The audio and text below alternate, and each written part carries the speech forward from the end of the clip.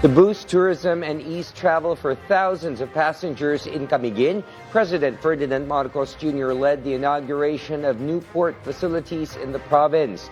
The chief executive also inspected hospital services and launched aid programs before flying to Singapore tomorrow for a working visit. IBC News correspondent Harley Valbuena has the full report.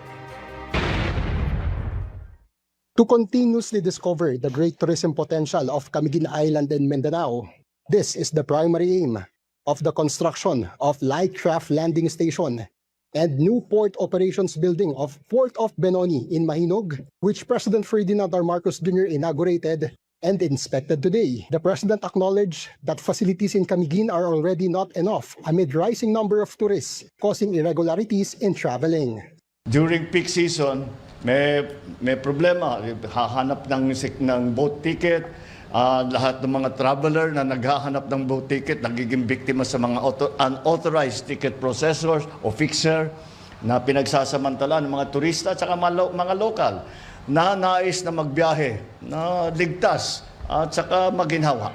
The 86.9 million peso project comes with a dedicated facility for small sea vessels, ensuring navigational safety, resolving maritime congestion, and enhancing the operational capability of the port for a safer and more comfortable travel of residents and visitors. 950,000 passengers and over 155,000 for vehicles are projected to use the port of Benoni by 2030. This will also give way for faster delivery of fish catch in the island. The President then issued a directive to the Department of Transportation. First, we must eliminate the bottlenecks at our transport hubs so we can welcome travelers more efficiently, more conveniently, more comfortably.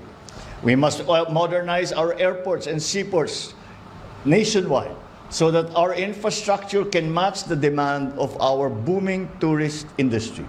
President Marcos Jr. also visited the Camiguin General Hospital to check the situation of patients and ensure the proper implementation of the zero balance billing. He also launched the Bawat Bayan Makikinabang program in Camiguin, interacting with presidential scholars and distributing financial aid to barangays. Meanwhile, tomorrow, the chief executive will head to Singapore for a working visit until July 16. Malacanang says the President will pay a courtesy call on Prime Minister Lawrence Wong, with talks expected to boost bilateral ties and expand cooperation in trade, investment, health, environment, and regional development. First Lady Liza Araneta Marcos will also join the Global Economic Cooperation East Summit alongside business and government leaders. Bahagi ito sa pagsulong ng pamahalaan sa mas matatag na bilateral relations ng Pilipinas at Singapore na magsisilbing susunod na chair ng Association of Southeast Asian Nations sa susunod na taon. And days after the President return, he is expected to deliver his fifth SONA or State of the Nation address. The Philippine National Police is preparing security measures for upcoming SONA on July 27, assuring that a comprehensive plan is in place with continuous monitoring of potential threats as militant groups plan protest actions during the event. Harley Valbuena, IBC News.